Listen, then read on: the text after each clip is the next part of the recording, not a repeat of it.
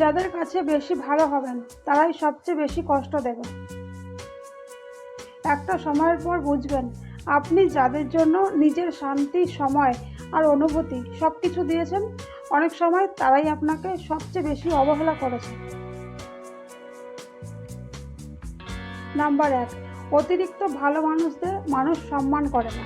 ধীরে ধীরে অভ্যাস বানিয়ে ফেলে, আর অভ্যাস হয়ে গেলে ভ্যালু কমতে শুরু করে। নাম্বার 2, আপনি সবসময় পাশে থেকেছেন বলেই মানুষ ভাবতে শুরু করে আপনি সবসময় থাকবেন, তখন আপনার কষ্টটা আর কেউ বুঝতে চায় না। নাম্বার 3, সবাই আপনার ভালোবাসার দাম বুঝবে না। কেউ কেউ শুধু আপনাকে ব্যবহার করবে, আর শেষে আপনাকেই একা ফেলে চলে যাবে। নাম্বার 4, নিজেকে এতটা সস্তা বানাবেন না যাতে মানুষ আপনাকে অপশন ভাবে।